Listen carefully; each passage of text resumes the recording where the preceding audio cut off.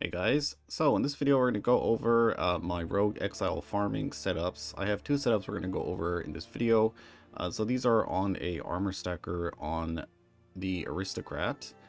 Yeah, let's just jump right into it. So first version we're going to go over is probably the safer version to play using Aegis Aurora basically and getting pretty much like max block.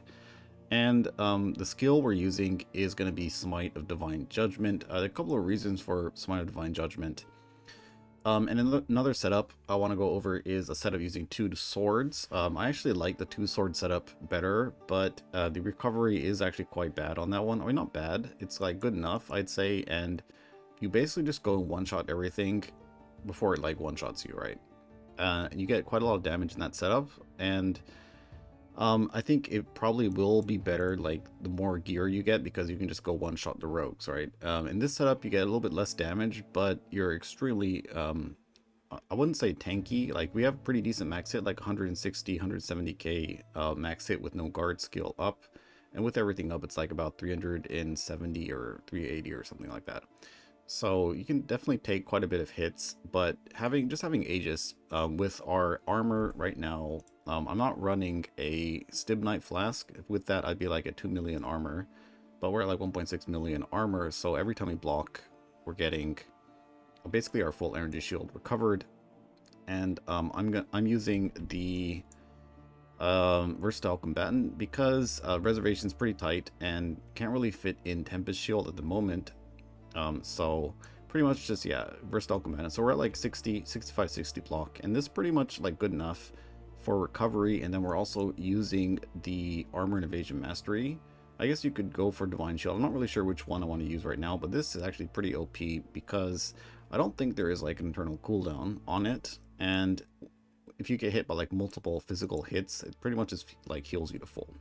Anyways, let's jump into one of these maps. This is like an 8 mod Delirious map, and we'll just kind of run it a bit, I guess.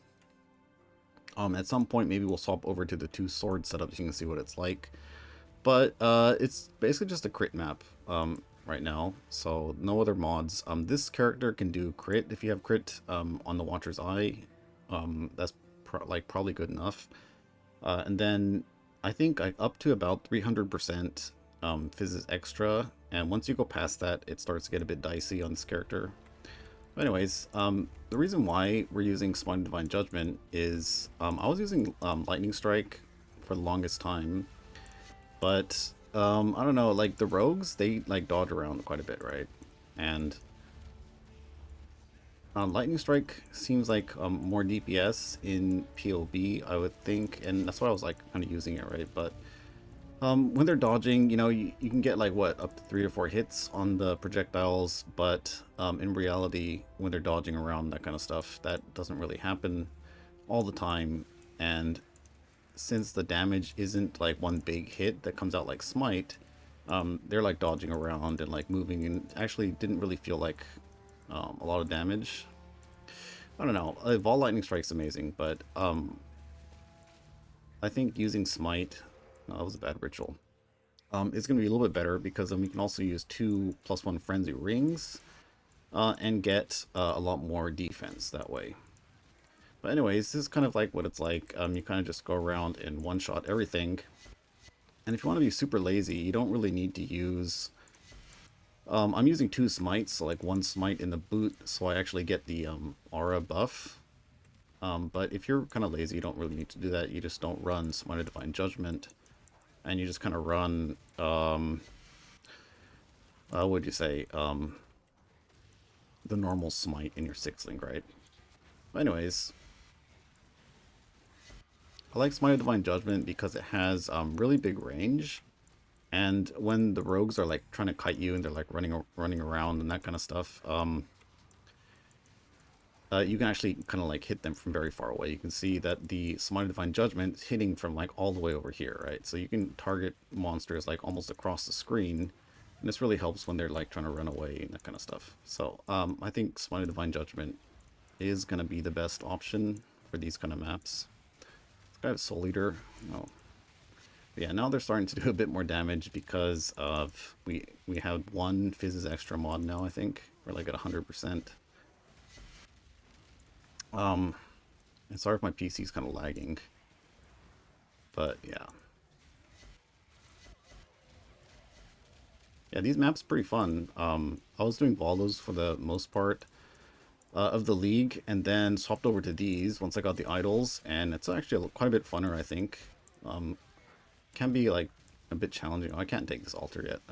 I don't really have a lot of overcapped resistance. But yeah, these maps are pretty fun. So far, dropped a Mage Blood and one Mirror already. And like I'm at like 5 Sacred Orbs, I think. So should probably get another one soon. Anyways. Yeah, this is kind of what it's like. Pretty chill, I would say. Like, because Aegis kind of like keeps you safe. And if, you know, things kind of get crazy, you just pop your Frost Shield, stay in the Frost Shield, and just kill everything with the Smite of Divine Judgment. And I'll go over what map mods I'm avoiding too in the video later on, I guess. Oh, we definitely can't click this one. If you click this, you're going to have like 0 ES, so don't click that. That's like, there's a couple of downsides to the build too, I guess we'll go over, because I think people will probably be interested in, you know, how good of a rogue farmer this is. I don't know if this is like going to be the best, because I haven't really played the other ones, right? But it's definitely very comfy, and I enjoy Armor Stacker, so it's kind of why I'm playing it. But anyways, okay, so I guess we were going to show the two-handed sword one, but we kind of finished the whole map. Anyways, maybe we'll leave some of these rituals, and then we'll go swap and do that. Alright, so actually the first map I tried ended up having the rogues, and this one we did get an altar with 100% fizz as... and anything else here. I think this map's actually kind of easy. So let's go, and probably we'll end up dying at some point, but you see damage actually just kind of insane. We just go and one-shot everything. Or maybe not this guy, because he has like tons of energy shield, but when you can see when they're in that like delirium animation thing, you can just kind of, you know, kill them in that, and then it actually ends up being pretty safe. You have a decent amount of recovery, and actually the most time I'm dying, or was dying, was from like all of these delirium after effects, pretty much. Alright, let's do the ritual. But yeah, this one really fun because you just have like way more damage. It's like double damage pretty much compared to the shield setup. And you know, you can just blow up the rogues. It's kind of crazy, right? Anyways, let's grab all the loot and get out of here. And yeah, normal monsters, magic monsters, everything is just dead in like one hit pretty much. Or maybe not one hit, but I mean, close enough, I would say. And like, you know, recovery actually pretty decent, I would say, with like the instant leech, and we're still using the armor and evasion mastery, so we do get a lot of sustain coming in from that, which is pretty nice.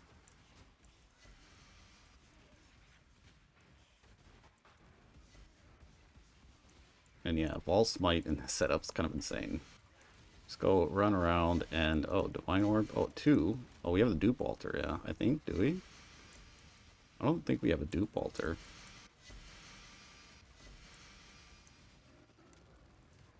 Wait a minute, do we have a dupe altar? Oh yeah, we do.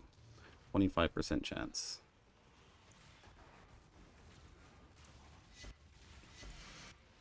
But yeah, you can see if you can kill them when they're in their animation, it's actually pretty easy. And this what do you call it, unique monster finisher effect, it's kind of insane. I mean, insane as in like it's like the rogues split and then the beams proc on all the rogues. Alright, let's just kill these guys off real quick. Alright, not a problem at all.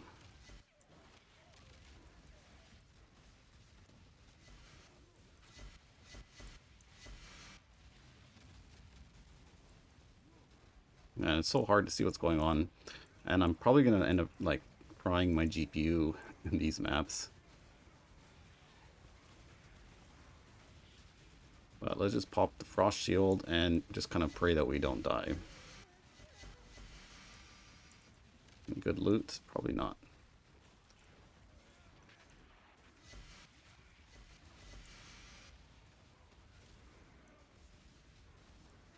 right, let's see. Now we have 200% Fizzazz. And I think that's still like kind of okay. But it starts to get a little more and more risky. I think like, yeah, 300 is when you start to just kind of like randomly die. But it's okay because we just kill everything before they can actually do anything. And want to grab some of the scarabs.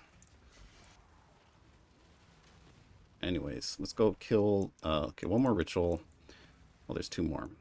Anyways, we'll probably just like kind of leave the map because I don't want this to be too long, and we'll kind of finish this ritual and then go over how we're setting up the builds. Okay, they should spawn in any minute now.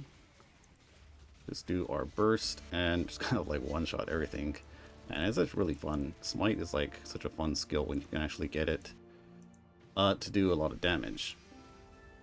Alright, but anyways, I'll get back to you guys once we finish the map and we'll go over the build. Alright, so let's talk about the build and some of the weaknesses and strengths, I guess. I haven't really played any other rogue farmers and don't really know how they're performing, but this is just based on my opinion playing the build. First of all, I guess the two-handed sword version, very weak recovery. We only have about 800-ish ES regen. You can get a bit more. If you used a flask with the regenerate 2% of life during effect. We're actually using the wrong flask in that showcase. Anyways. But, and then you'll be at like 1,500. And you can also even go and get the Fire Mastery for the regen and get around like 2k-ish regen. So regen not as strong as it is on Scion, but we do have Leech, Instant Leech. It's about 2k or 2 to 3k Instant Leech. And then the Armor Innovation Mastery. This thing is pretty much what's keeping you alive in maps.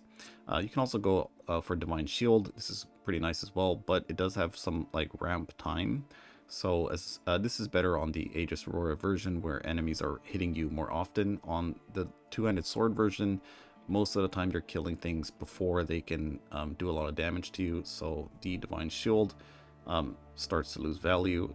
And if things are actually hitting you for that, long enough for this to ramp, then you probably shouldn't be playing the two-handed sword version because that means you just don't have enough damage. And if you don't have enough damage, then you're probably just going to get killed over and over again because the way this build, the two-handed sword version works is you basically just need enough damage to kill everything within a couple of seconds before they can actually do anything. And then it actually works out pretty good.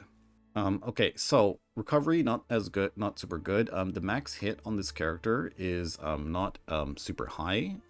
If we look in PoB, this is without all of our guard skills turned on, so only about 163k-ish. Can get a bit more. My gloves are pretty bad, so we'll probably get to about 8k ES with better gear. Also my clusters, a lot of them don't have intelligence, so you could probably get to 8 to 9k ES, and you can also get spell suppression on this build. I haven't gotten spell suppression yet on this setup, so if you get spell suppression, it'll be quite a bit higher. But yeah, not super high, so we can take quite a few hits, but it's not as tanky as some of the other. Well, not tanky, but the max hit isn't as high as some of the other rogue farming variants. That being said, damage pretty high, and since it's smite, all the damage is instant, so there's no like delay for projectiles to come return and then hit and then all that kind of stuff. It just, you push smite and then everything just kind of dies, so that's kind of nice. And Smite of Divine Judgment, as you can see in the gameplay, it is targeting things all the way across the screen, so even if the rogues just kind of like dodge or teleport away, you're still going to be hitting them with your smites. They're pretty much like auto targeting, so that's quite nice. As far as other cons, I'd say the build is actually very expensive. Like, getting it to perform to this level is going to cost like 5 mirrors, maybe more. You definitely need a good body armor. You need a very good helmet, preferably a mirrored helmet, because the implicits on this helmet are giving you quite a bit of power. You don't need a +8 amulet like I have. You just need at least a +4, I would say, minimum. And then you can play without the endurance charge ring. I was playing for the longest time in the what do you call it, in the farming rogues without the ring, and I was doing just fine. Actually, I just got my amulet as well, so I was actually playing without these two. Self-crafted gloves are fine.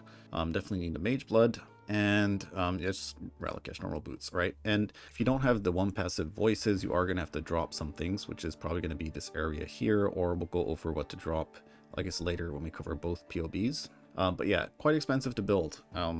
And, you know, some might think that maybe it's not even worth it to invest this much, because you could probably get, you know, you can build any character in the game with the amount of currency you spend on getting one of these armor stackers to work. But, you know, if you enjoy the playstyle and enjoy the build, then yeah, pretty much that's how much it'll probably cost.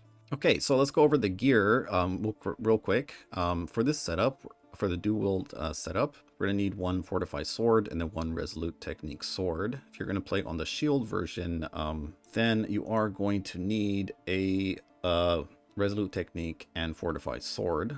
I guess you don't really need it. You could drop, you could probably drop fortify. I wouldn't drop resolute technique because I guess you could run precision instead, but then that's quite a lot of reservation you'll have to find from somewhere. Anyways, so that is sort of, it's kind of awkward, I guess, right? Because you do need the double. The double's obviously pretty important. I guess you could play without fortify. I uploaded a video the other day of me just standing still without fortify and I wasn't dying, so I guess it's not the end of the world if you don't have it. Anyways, okay, so that's the two swords. As for the rings, this is my old ring that I was using. Basically, it's just actually, no, I wasn't even using that. I was using Aventers. Yeah, this is what I was using before. So just something with a lot of resistance, so I can actually go click on the shrines and then the mana reservation. Does definitely help out quite a bit. I was playing Lightning Strike at the time, all the way up until I actually got the +1 Frenzy ring, and then I was using like a Nimbus. So I'll have POBs for all three setups, the Lightning Strike, the Smite 2 sword, and then the Smite with the Aegis. You can go check out, see which one you want to play. But yeah, that's kind of like the rings, or you can do the standard kind of just like a Grace ring with just crafted with attributes, intelligence, and resistance, and that kind of stuff. Okay, so for the body armor, pretty much just the explicits on the body armor are pretty much always what we have always used on the armor stacker, except I would suggest if you are gonna try to get suppression capped, that you do get the suppression on there instead of fire resistance. I think it's better to go for intelligence this time around, because on the Aristocrat we get the 30% increased intelligence, and so it is going to be easier to get quite a bit of intelligence. You can see I'm about 834 and can get quite a bit more if I like got some of this stuff here. And since we are going to be using the evasion energy shield mastery for, you know, increased damage, increased evasion from our intelligence, this ends up being quite a big damage increase. So I think rather than scaling fire resistance as much this patch or this event, it's better just to stack as much intelligence as you can get, because that's going to give you more energy shield and as well as more evasion. So it kind of works out pretty nicely that way. Okay, so let's go over the POBs. This is the 2 sword version, and in this one you can see the stats. So with our full burst, we'll be getting about 270-ish million DPS, and that's when you basically in the rituals you pop your Vol Haste, and then you use Vol Smite, and then you just kind of go ham for about 10 seconds or so.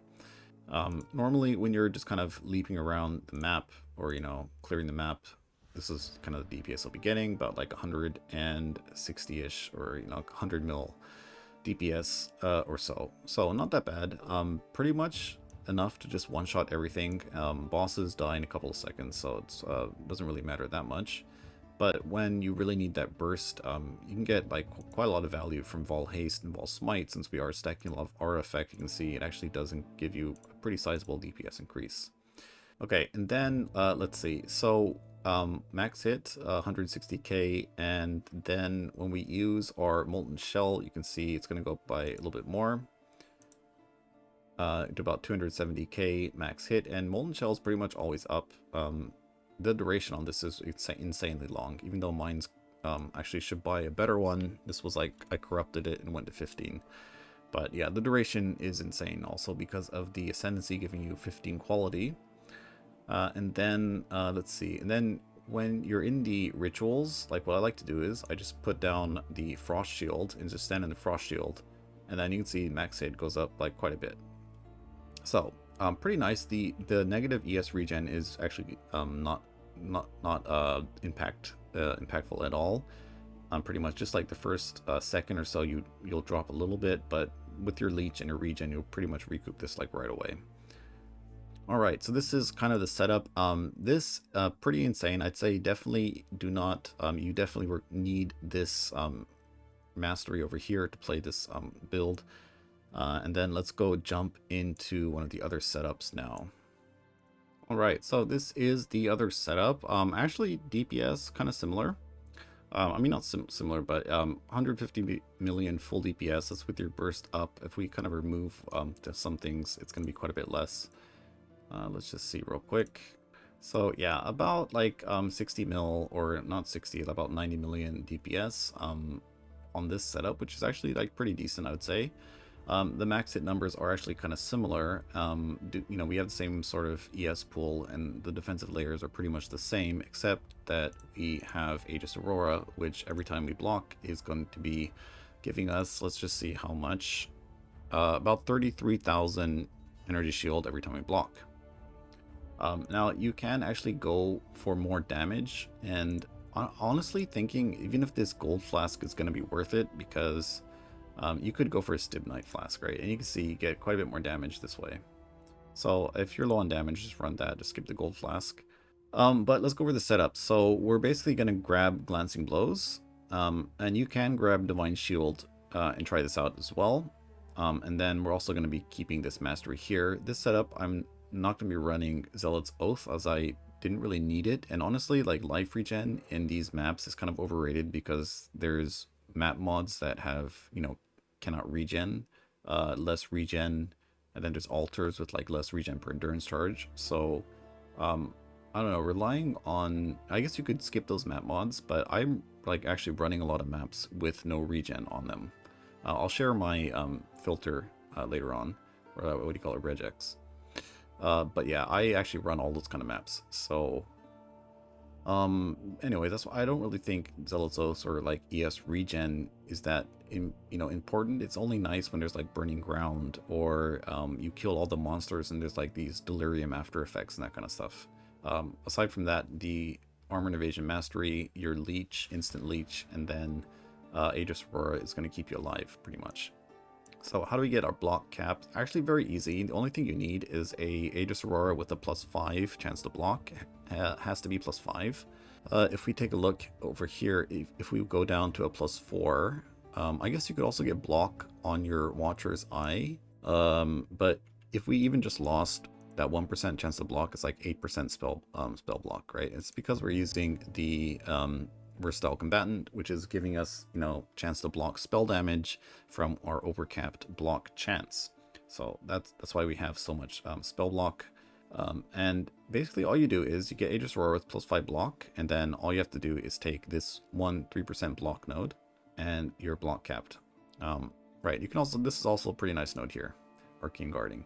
But anyways, that's pretty much it. Just Imbalanced Guard, 3% block chance. Like, you could get this anywhere. You could get, like I said, on the Watcher's Eye.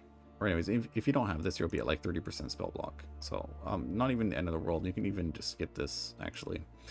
But anyways, that's how you get your block. And aside from that, the build is exactly the same, except no regen. So I've actually gotten rid of Vitality, and instead I like to run Blood and Sand to get a little bit more damage.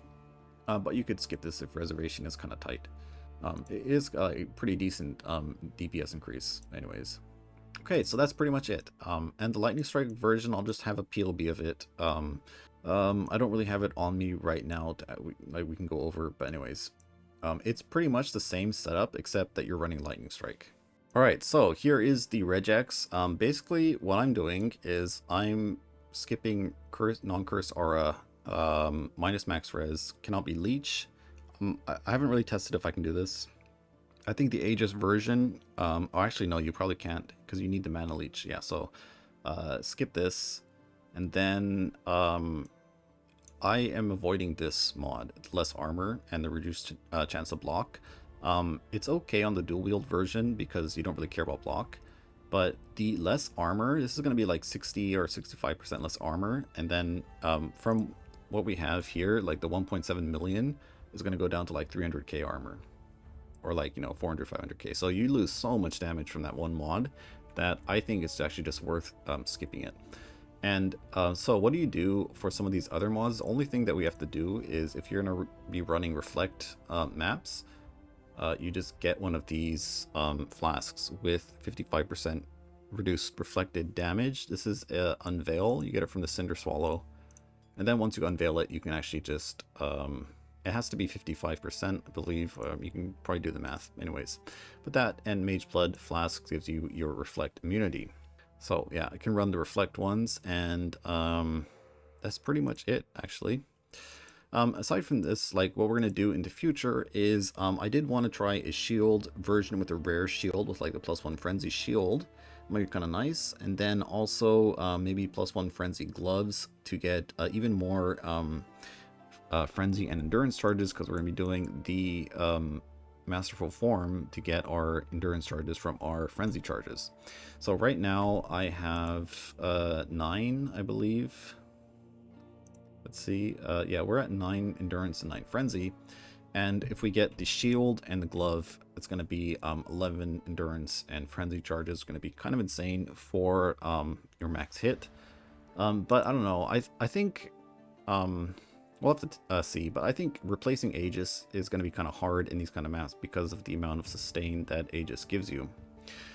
Yeah, definitely having a fun time playing. Oh yeah, and got this crazy Mage Blood. What was it? There was this card I was getting from the Sanctuary map.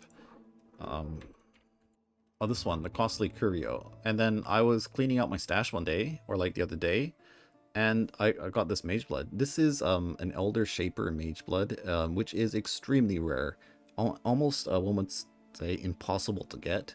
And maybe 4 years ago, this would have been like insane item because of Eternity Shroud and stuff you can do with that, because you need, I think that item requires you to have, or you get bonuses if you have Elder or Shaper influence items, and then you have even more bonuses if all of your items are Elder or Shaper. So pretty insane belt. There was one listed in standard for like 50 mirrors. So I don't know if that's a real price, but just to give you an idea of how valuable this item might be. Probably not 50 mirrors, but you could imagine that. I mean, this is insanely rare. So kind of cool. And we did finish the amulet. The amulet costed 25 locks, and last league in Settlers it costed about 14, I think 14 or 16. So really unlucky. It's close to about 4 mirrors or 5 mirrors to craft this. So pretty I was kind of sad about this amulet because I kept missing the locks and was pouring all of my currency into locks. You can see I don't have any money right now because I spent all my currency to actually just make this amulet. Anyways, but getting this reflected amulet was about well, actually it's 69% more damage than my previous amulet. It's kind of funny, but you can imagine that's like kind of crazy, right? The amount of damage this amulet gives you. Okay guys, anyways, that'll be it for the video. Leave a like, and if you have any questions about the build, post some comments or post some questions in my Discord, and I'll try to get back to you. But that's gonna be it for this one. Thanks for watching, and I'll see you next time.